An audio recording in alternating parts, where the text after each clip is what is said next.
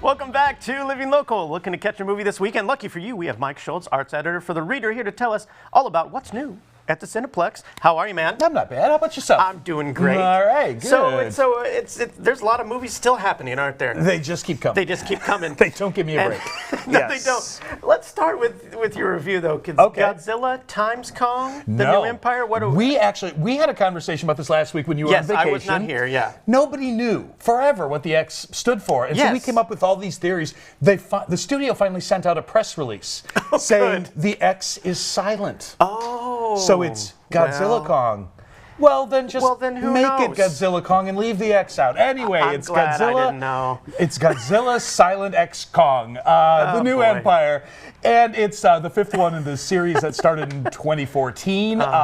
And it's a movie that's being released. And Kong and Godzilla, they have their restraining order at the beginning, and Godzilla's on land and Kong is in Hollow Earth. But Godzilla's spidey sense starts tingling, and he knows something bad has happened in Middle Earth, and it is this big red-haired villain there he is, called Scar King, who wants to assemble titans and take over the world, and who cares? It wasn't bad. Sure. I didn't hate it, and I've hated the others. So this is an improvement. The Godzilla stuff is actually fine. The best part of the movie, actually, beyond the actors who are great, we have Rebecca Hall and Brian Tyree Henry and Dan Stevens. They're all wonderful and funny, really good. The Godzilla stuff is fine because there's no dialogue, and so the more the movie keeps their characters quiet, the happier I am. Okay. There are subplots, too, involving a race of humans in Hollow Earth, and they all speak telepathically. So they're basically cutting down on all the terrible dialogue instantly, which is great. The only thing I really could not stand about this is Kong has a little baby friend, as you might have seen in the trailers, who is cute as a button, and I wanted to punch him every 5 seconds. Oh, my gosh. Boy. He's just irritating. But aside from that, it's built for kids. Kids will love it. Sure.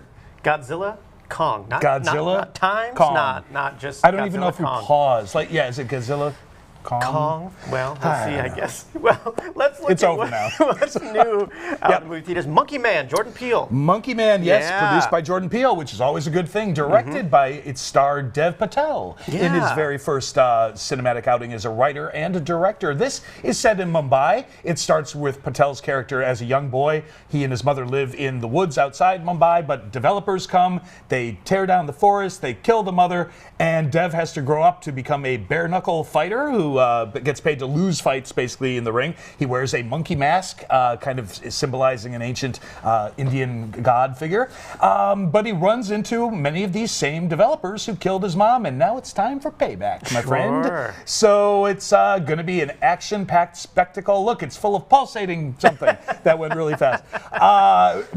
What's going to be interesting about this, for me at least, is Dev Patel himself, because there's an actor you don't think of as a John Wick type at all. It's easy to forget he made his debut in Slumdog Millionaire when he was 17 or something. And he always gets cast as kind of as sweethearts or weaklings, to be honest. But he's bulked up for there this. He is. Monkey Could Man. be interesting. All right. Yeah. Well, and something completely different. Wicked Little Letters. Let's talk about I this. can't wait for Yeah, this. this looks great. You've seen the preview then? I have. Oh, I have. It looks like a hoot. It's set in 1920 in a small community, coastal community in England, and it stars two of our all-time favorites, Olivia Colman and Jessie Buckley. That's all I need.